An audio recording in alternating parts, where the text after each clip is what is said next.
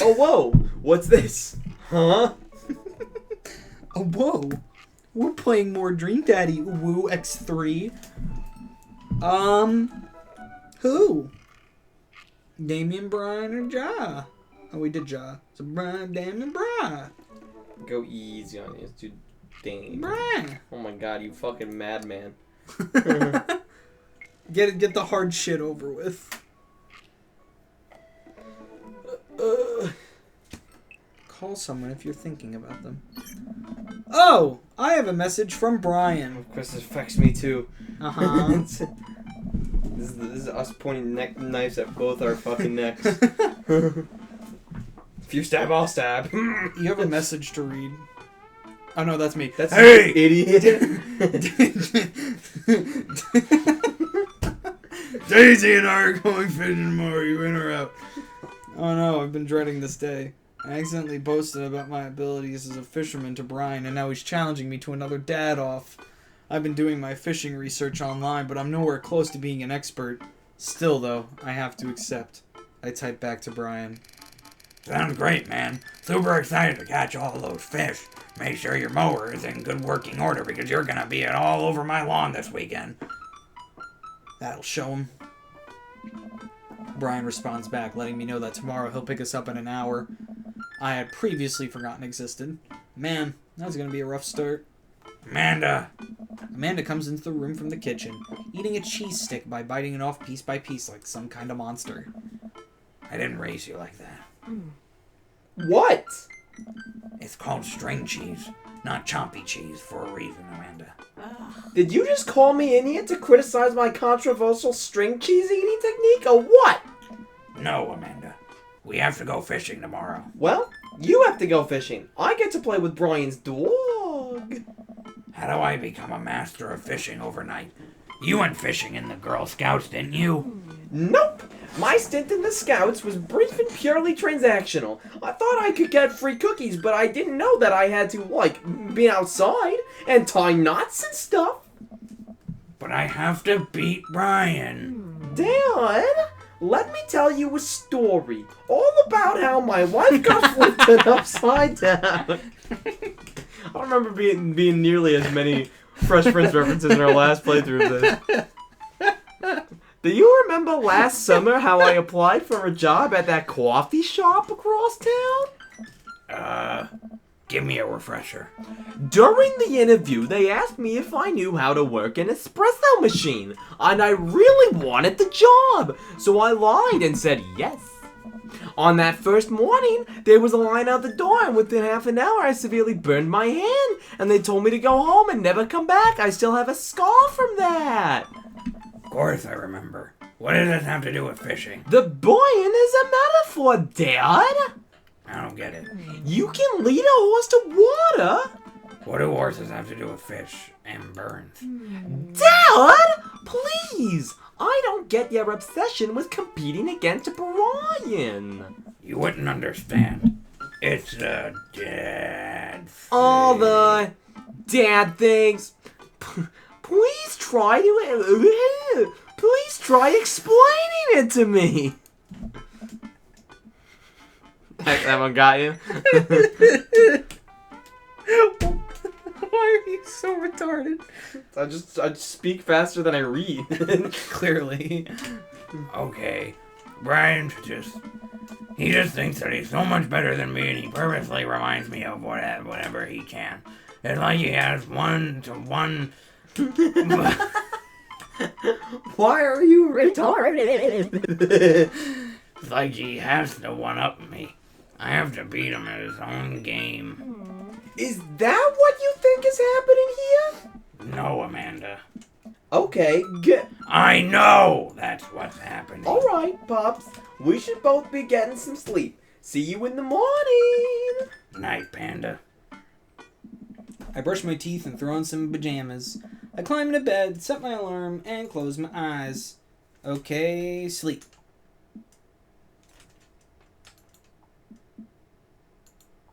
I am wide awake.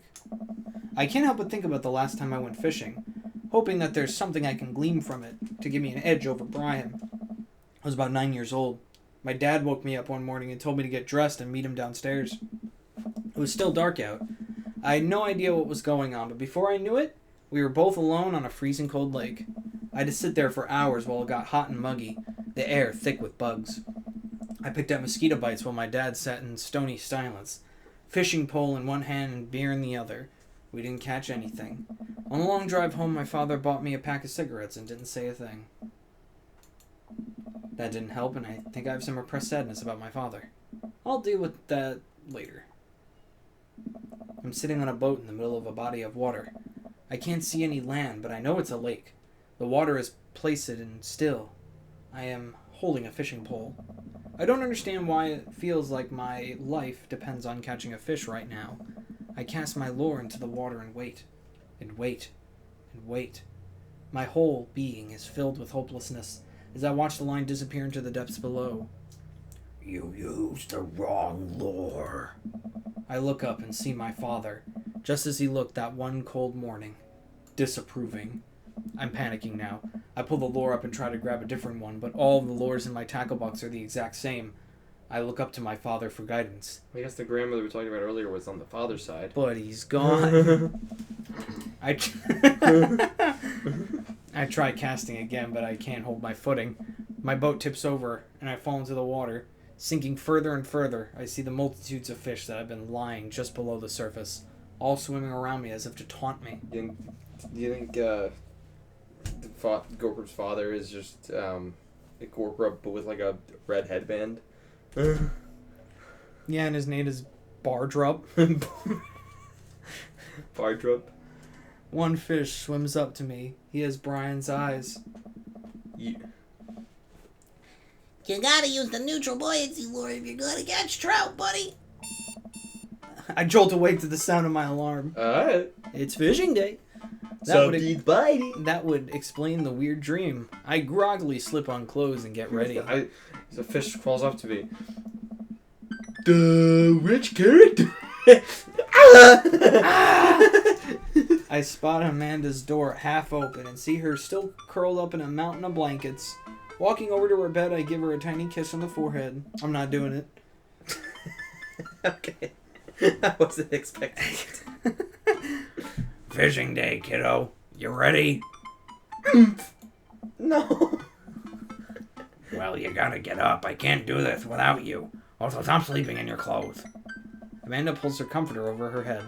Never. Amanda.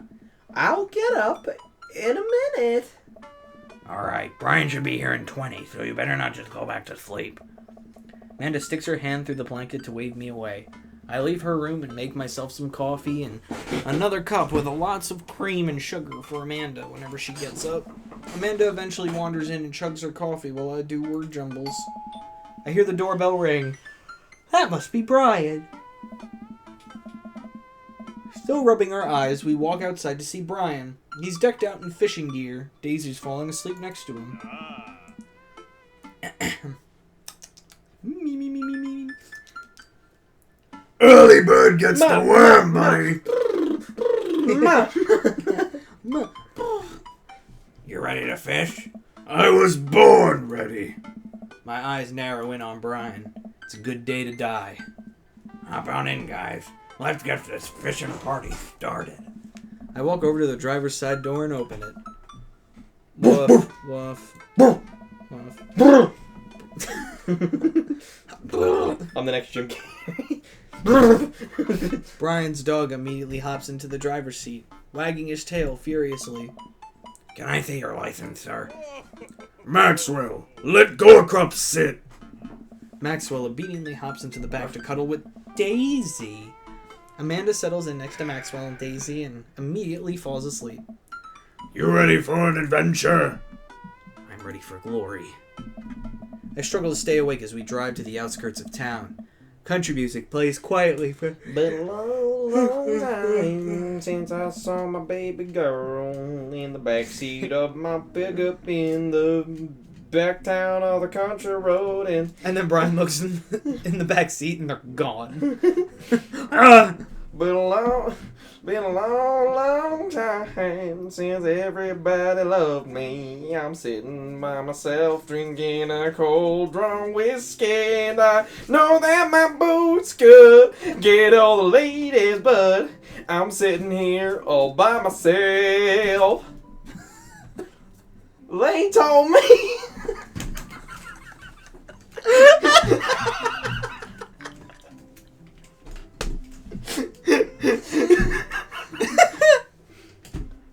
The early question of the day: do you want a full version of that hit country tune? Sitting here all by myself. By Billy Bob J. Bob Billy Bob you. Is that character's name now? Yes. Good luck remembering. Billy Bob. It's something. Billy Bob J. Bob Billy Bob you. Something about juice. Billy Bob J. Bob J. Bob. That was. Billy Bob J. Bob Billy Bob you. Yeah. I'm getting it. So. Where exactly are we headed? It's about an hour north of here. Little spot I've been going since I was a kid. My dad used to take me there all the time. I don't think anybody else knows about it. I brought everything we need so that we can catch some trout, have a nice little fire, and enjoy the nature. My fishing pole is in the shop, getting it tuned up. Do you maybe have an extra I could borrow? But of course, it's probably not as nice as it sounds like yours is, though. Right. I'm digging a hole here. I stare out at the forest lining by the highway. The sun is just barely over the horizon, scattering dusky pink light through the trees. For a split second, I spot a deer grazing on the side of the road before it leaps back into the brush. Nobody cares to be this way, so. After a nice quiet drive. A nice quiet It's the country drive. music was on. I'm just making the ambience. Brian eventually tells me to pull off the highway and onto a dirt road. The car bumps along until we reach a clearing that opens up to a magnificent lake. Well, here we are! I step out of the car and help Brian unload our gear. As we turned off the car. We turned off the car. We turned off the car. As Maxwell runs around us barking, the kids wake up and wander to the shore, where Daisy tries to teach Amanda how to skip rocks. Brian and I carry the tackle boxes and cooler down to the edge of the lake, where he has a canoe waiting. Ah, She would great. have to teach you how to buy a canoe. It's from Don't Hug Me, I'm Scared. Right. It is. Ah, great. It's still in one piece. Hold on, help me out with Maxwell. I help Brian place a tiny dog-sized life vest onto Maxwell. Alright, your turn. Brian hands me a lime green life vest. I can swim, thanks. No thanks. Maybe if I fall in, you'll save me. Why are you a robot? I don't know. What do we pick? I don't know. You pick. No thanks. We're gonna drown. We're gonna drown. Okay. I liked it. Alright. I'll be alright. I have no plans of being in that water. Also, I am strong and capable. Suit yourself. That's the end of our life. That's us dying right there.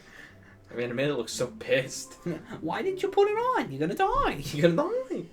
I'll Brian- kill you myself. Brian turns to Amanda and Daisy, who are still skipping rocks. You kids wanna fish? I'm good with just throwing rocks into the water. Amanda hurls a rock into the pond with gusto. Yeah, take that, water. Me. Amanda, you're supposed to be skipping them. Is that what we're doing? Daisy, don't you wanna fish? I think catching fish is kind of inhumane. We're gonna go explore in the woods and look at bugs and stuff. No, wait, please don't leave. Alright, be safe. Yes, I'm No. free. Brian puts the life vest on. Your knife just recedes into the... And then I'm just like, Brian puts the life vest around himself and we throw all of our equipment into the canoe. Maxwell happily jumps in, takes his place looking out over the front of the boat. I don't know what's happening. I get into the canoe as Brian shoves off. We paddle together to get ourselves in the middle of the lake. We're going to continue this fishing adventure next time. If you liked the video, like it, comment, subscribe if you want to see more videos like this one. Hit that bell notification if you want to see Peter go through a fucking enema. I've been through it before. Question of the day. Question of the day. Did you want to hear the full version of All By Myself by Billy Bob J. Bob, Billy Bob Jew? Billy Bob J. It's Billy Bob J. Bob, Billy Bob Jew. Billy Bob J. Bob Billy Bob Jew? Yep, Billy Bob J. Bob, Billy Bob Jew. Alright, I'll take your word for All it. By Myself by Billy Bob J. Bob, Billy Bob Jew. Hitting those country music Billboard #1. Give us a good taste of the full version. A good taste of the full version? Yeah. Not that you didn't get one before. Yeah. I'm really... Bye! I'm gonna keep saying, I'm really glad all my grievances were aired.